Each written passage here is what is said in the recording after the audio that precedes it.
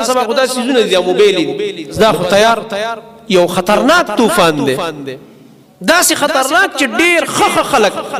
اوچتو خاندانونو ولا روزانه تاسو دا نیټ ګورئ دا دشمنی دي او دا لانجې دي او دا قصې دي او دا بیزتین دي چې ریزلټ یې ګوري هغه دا شی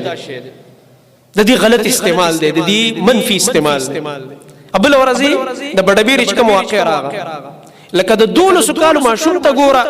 او د پلار قتل ته ګوره او ریدل دي کنه دا تقریبا هفته لا نه کیږي هفته کیږي تقریبا یا هفته نه کم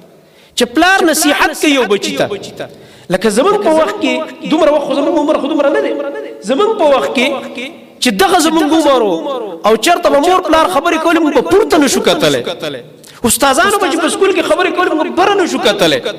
او د دې سیس د غلط استعمال د لاس چې دا موږ هر ماشوم له لاس کې ورک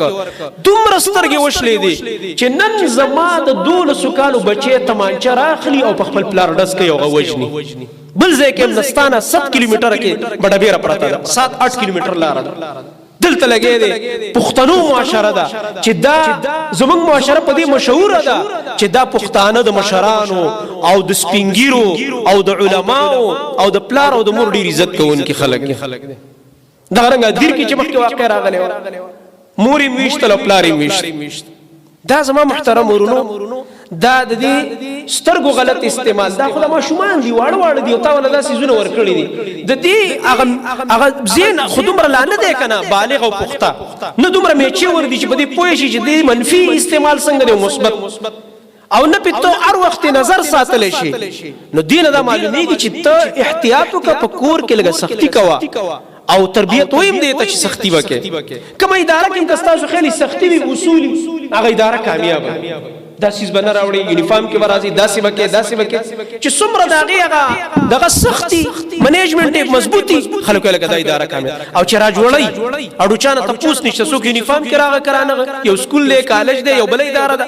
او څوک په سټیم راغی او نا وخت راغی کو وخت راغی ته ګوره غي اداره تبو برباد شي دا مثال د کورم دی کور کې چې کله تا معمولی خالق یو 5 منټ 10 منټ احتساب کو بد اخلاقی مکوا کنزل مکوا مخزي تکنزل کو مبچو تکنزل کو صرف یو تپوس کوا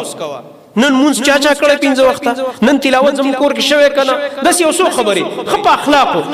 تم بد کشرانو سره فکر چې زموږ مشر سره یو غم دی مونږ سره د دې باره کې خبرې کوي نور خبرې نه کوي مونږ سره زموږ د تربيت په باره کې لګیا دي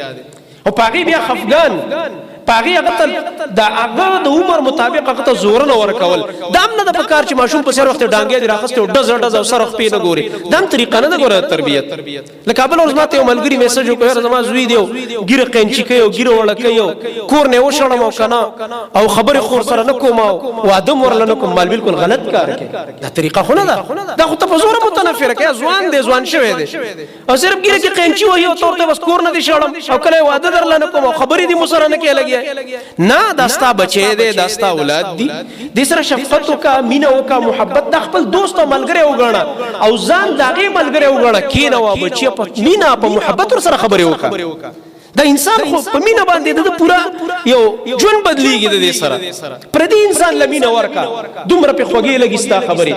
به د پلار او د بچی مینس کې ډیر یو انتهایی مینه محبت دي ټیک دا زور نه به ورکه سختی به مسره کې په هغه وخت چې کله سختی فائدہ کوي خو بعضی وخت هر وخت سختی هر وخت تندې داسې ګونجي کول هر وخت بس کور کې ردی بده اوس پور استغوال په دې سره خم نخکاری